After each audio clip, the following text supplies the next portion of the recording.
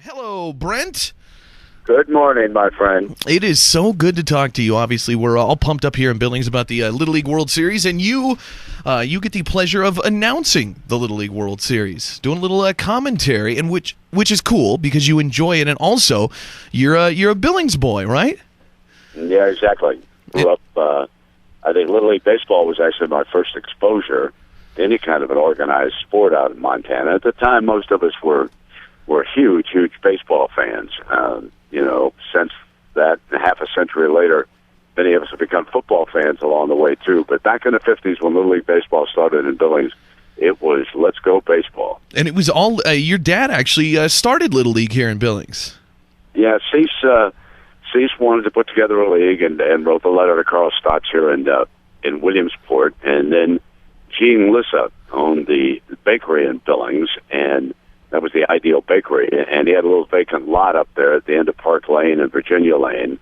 And so they went in and brought in some heavy equipment and carved out Lissa Field. And I'll never forget that we put up a beautiful wooden fence out there, and Mrs. Lissa came out and said, tear that fence down right now. So it wound up being a pole and a wire fence. And today, if you drive by it, I think Montana State Billings has probably turned it into a parking lot.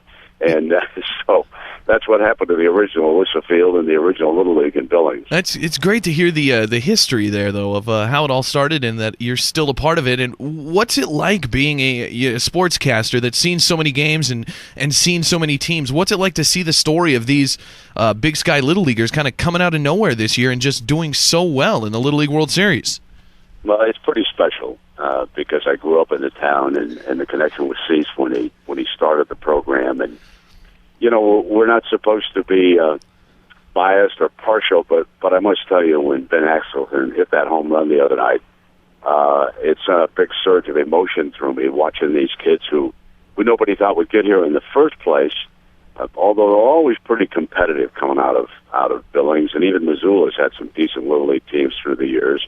Never quite got here, but then to get here, and the first game I thought that they could win it, should win it against Rapid City.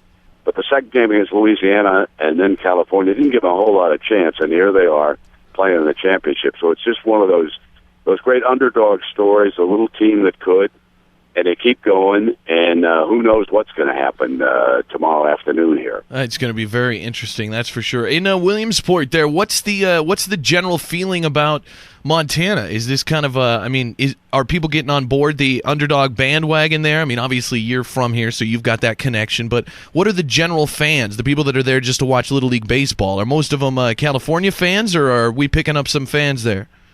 Well, I think you're picking up a whole lot of fans here. You have to remember that this community was solidly behind the Pennsylvania team, which was beaten by Huntington Beach last night. But they're calling this team from Montana one in a million because of what they've come in here and accomplished, and the role of the underdog. So the Pennsylvania people will now switch their allegiance over to Montana simply because of that. Now there'll be a strong contingent of fans here from Southern California. Huntington Beach is an affluent community, and I notice that there's a lot of parents and people around, and so they will have their following. But the Pennsylvania fans, they'll switch over to the underdog for the game tomorrow. So there'll be plenty of folks rooting for Montana, not only to win against California again, but then to go on and capture the World Championship, because it's just one of those one in a million stories, like the headline says today. Definitely. And what's up for you, Brent, after the Little League World Series? What's next on your agenda? Well, college football starts next week, and I'll be down in Arlington, Texas, Cowboy Stadium, for the game between LSU and Oregon. And then we'll go to Michigan's first night game. They'll host Notre Dame a week later, and then the third week we'll have Oklahoma against Florida State. So our college football season is really going to have a great start this year, and it'll be nice to get out of the courtroom and all the scandal, et cetera, and get that pigskin in the air. Definitely. Well, it's been so nice talking to you. Brent Musburger, you can obviously see him tomorrow calling the game, the Little League World Series game. It will be on at 1 o'clock here in Billings. Brent, keep doing what you do, and thanks so much for taking some time to be with us on the Big J Show this morning. We appreciate it. Big J, I appreciated it.